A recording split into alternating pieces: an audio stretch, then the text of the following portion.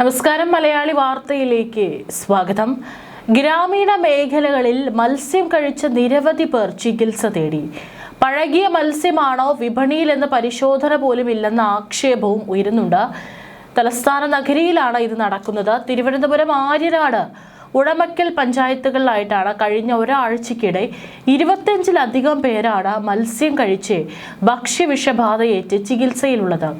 ഇതിന് പിന്നാലെയാണ് ഇക്കഴിഞ്ഞ ദിവസം ഉഴമക്കൽ ചാരിമൂട്ടിൽ മത്സ്യം കഴിച്ചതിനെ തുടർന്ന് ഭക്ഷ്യവിഷബാധയേറ്റ് ഒരു കുടുംബത്തിലെ 5 പേർ ആശുപത്രിയിൽ ചികിത്സ തേടിയ സംഭവവും പ്രദേശത്ത് ആശങ്ക ഉയർത്തിയിട്ടുണ്ട്. ഇതിൽ 10 വയസ്സിന് താഴെയുള്ള കുട്ടികളും ചികിത്സയിലാണ്.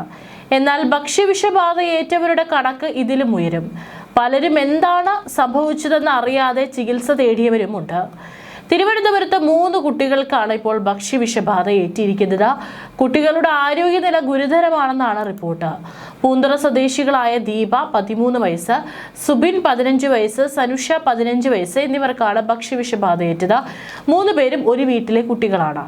ഇവരെ പൂന്തുറ സാമൂഹിക ആരോഗ്യ കേന്ദ്രത്തിലെത്തിച്ച് പ്രാഥമിക ചികിത്സ നൽകിയ ശേഷം തിരുവനന്തപുരം SIT മെഡിക്കൽ കോളേജ് ആശുപത്രിയിലേക്ക് മാറ്റിയിട്ടുണ്ട്.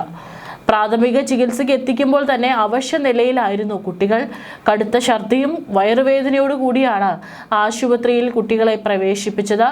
തൈക്കാട് ആശുപത്രിയിലാണ് ആദ്യം ചികിത്സ തേടിയത്. കുട്ടികൾ പുറത്തുനിന്ന് ബോട്ടിൽ ജ്യൂസ് കുടിച്ചിരുന്നെന്നാണ് വിവരം.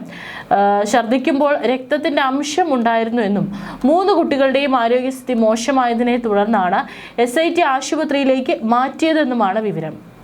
ശരീരത്തിൽ കടുത്ത ചൊറിച്ചിൽ, ഛർദി, വയറിളക്കം, കാലുകളിൽ നീര് എന്നിവ അനുഭവപ്പെട്ടതോടെ ആശുപത്രികളിൽ ചികിത്സ തേടിയവരാണ് അധികവും. മുതിർന്നവർ മെഡിക്കൽ കോളേജ് ആശുപത്രിയിലും കുട്ടികൾ SIT ആശുപത്രിയിലും ചികിത്സയിലാണ്. സംഭവത്തിന് പിന്നാലെ ആര്യനാട് മത്സ്യ മാർക്കറ്റിലൂടെ എത്തുന്ന മത്സ്യങ്ങളുടെ ഗുണനിലവാരത്തെക്കുറിച്ചുള്ള ആശങ്കകളും ഉയരുകയാണ്. ജില്ലയുടെ വിവിധ ഭാഗങ്ങളിലേക്ക് മത്സ്യം വിതരണം ചെയ്യുന്ന പ്രധാന കേന്ദ്രങ്ങളിൽ ഒന്നാണ് ആര്യനാട് മത്സ്യ മാർക്കറ്റ്. ദിവസേന 100-ലേറെ കണ്ടെയ്നർ ലോറികളിലാണ് മത്സ്യം ഇവിടെ എത്തുന്നത്. ഇവിടെ നിന്നും 100 കണക്കിന് ചെറിയ ഗുഡ്സ് ഓട്ടോകളിലാണ് ജില്ലയിലെ വിവിധ ഭാഗങ്ങളിൽ മത്സ്യം എത്തിക്കുന്നത്.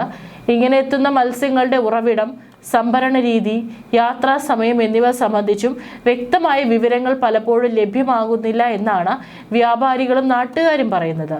ദിവസങ്ങളുടെ പഴക്കമുള്ള മത്സ്യങ്ങൾ പോലും ഐസും മറ്റ് രാസവസ്തുക്കളും ഉപയോഗിച്ച് പുതുമ ഉള്ളതുപോലെ വിപണിയിൽ എത്തിക്കുന്നതായും വ്യാപക പരാതി ഉയരുന്നുണ്ട്. മത്സ്യം പിടിച്ച ശേഷം ഉപഭോക്താവിന്റെ കൈകളിൽ എത്തുന്നതുവരെ പാലിക്കേണ്ട ശീതീകരണ സംവിധാനങ്ങളിൽ ഉണ്ടാകുന്ന വീഴ്ചകളും ഭക്ഷ്യവിഷബാധയ്ക്ക് കാരണമാകാമെന്നും ആരോഗ്യ വിദഗ്ധർ ചൂണ്ടിക്കാട്ടുന്നു.